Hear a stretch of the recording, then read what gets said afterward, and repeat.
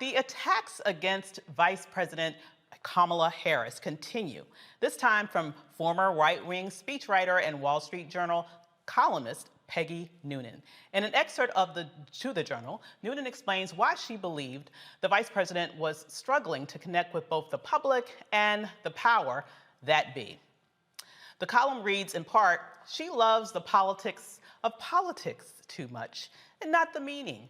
When people meet with her, they come away saying that what she cares about is the politics of the issue, not the issue itself, but even as she's obsessed with the game of national politics, she's not so far particularly good at it." Oh, really? Wow, how did she get to be vice president? But anyhow, when she sought the Democratic presidential nomination in 2020, she spectacularly flamed out. Noonan continues by giving VP Harris advice on moving for the rest of the term. Now, let me just say before we sort of go in on that, I do want to mention that this isn't the first time that Peggy Noonan has gone out on a limb to criticize Kamala Harris. When she first did it, she was running actually in the presidential race. And what I find very interesting here is that at that time that it happened, she got called out on it. And she got called out on it pretty heavily. This is the first time she sort of peeked her head out to say something else. But before we talk about that, let's remember what happened the last time she wrote a hit piece against Kamala Harris. Let's take a look at this white-on-white crime that's about to happen right now.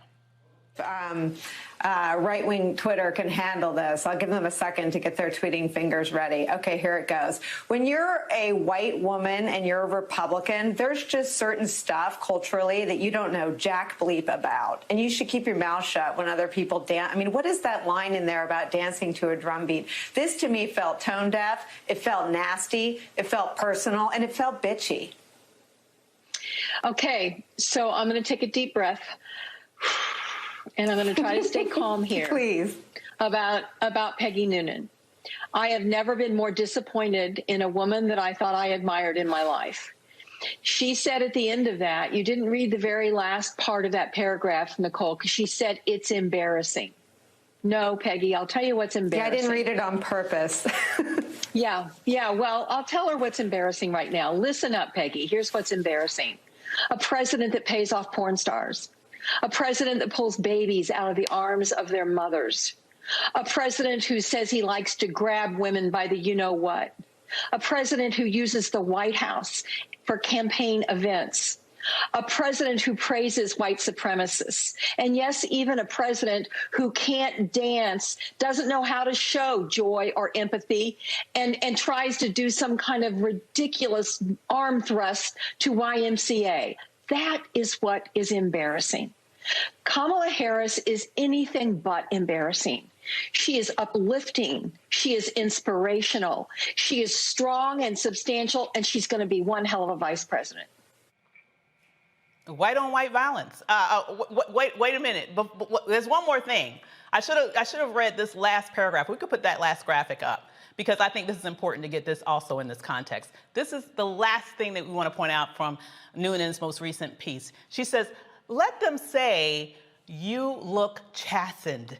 People would be relieved to see you look chastened. Let them snidely suggest you had previously hidden your serious side. You did. Let them say," get this, y'all, "you've been humbled." Lord have mercy, don't get me started. You should be. So far, you've got a lot to be humble about.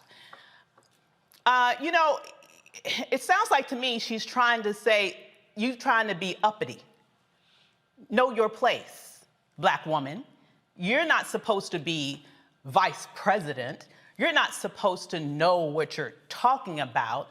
You need to be humbled. That's why I wanted that white-on-white violence, clip to play, because I want people to see that this is clear, not just to me as a black woman.